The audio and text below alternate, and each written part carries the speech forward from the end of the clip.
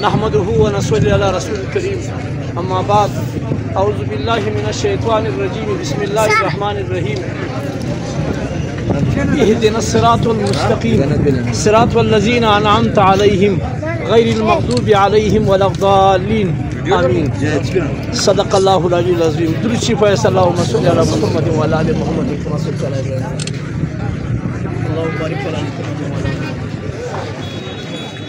حدیث مبارک راځي افضل الذکر لا اله الا الله، بهترین ذکر لا اله الا الله او بهترین دعا چې دغه الحمدلله.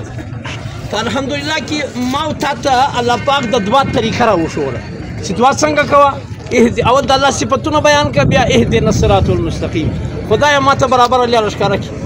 د چا لار غواړې؟ صراط الذین انعمت علیهم، لار د هغه چا چې تا الله تا نعمتونه باندې کړي من النبیین والصدیقین والشهداء والصالحین. د نبیانو لار راښکاره کړي، د صدیقینو لار راښکاره کړي، د شهداء او د صالحینو راښکاره کړي.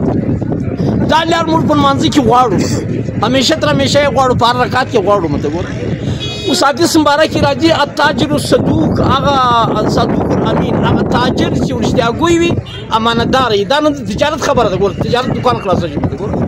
دغه تاجر چې صادق وي، امانتدار وي، دا به د چا سره مع النبیین والصدیقین والشهداء والصالحین. دا به د نبیانو سره راپورته کوي، دا به د صالحین شهدا او د نیکانو سره راپورته کوي. دغه تاجر په تجارت کې لګیا دی، خپله ګټه کوي. مته ګوره مګر دوې خبرې وکړي چې رښتیا وایي او امانتدار. الله د زموږ ټول تاجران رښتیاګویه او امانتداره جوړ کړي. او بل حدیث مبارک کې راځي التجار یحشرون یوم القیامة فجارا، تاجران به پر ورځ قیامت فاجران راپورته کوي. دا به په فجور کې په ګناهو کې به یې راپورته کوي. مګر څوک کم څوک له دغه خلاص دي الا من اتقى، چې چا تقوا وکړه، وصدق او رښتیا یې وویلې، وبر نیکي وکړه. هر تاجر باید نیکي وکړي، هر تاجر باید دا دی چې رښتیا وایي، هر تاجر باید تقوا اختیار کړي. ته یقین یم دا زموږ معاشره چې نن خرابه ده، دا له دغه ځایه خرابه ده، دا بازار نه خرابه ده. که د بازار معاشره سمه شوه، به دا پوځي ټوله معاشره سمه شوه.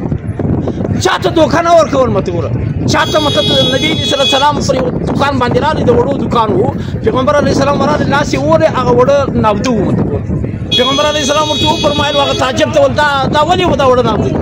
هغه ورته ویل دا باران باندې وسو. نو نبی علیه السلام دا به د بالایه شور چې خلک یې ویني.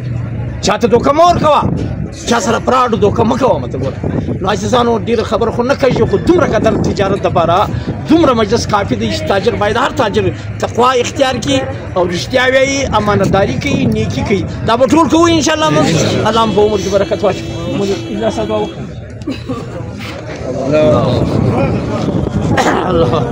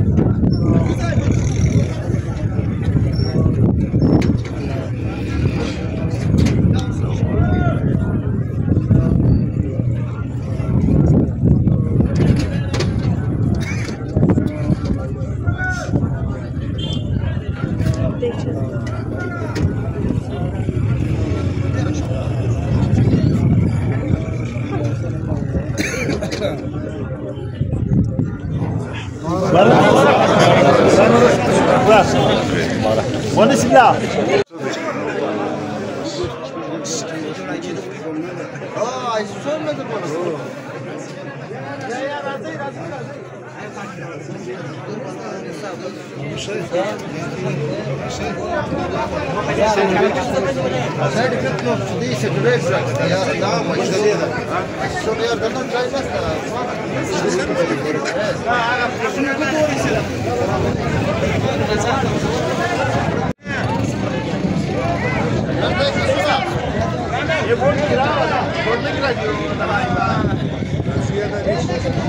خاطر می درون دی بل ما ناستی هغه هم کراو انعام ناستی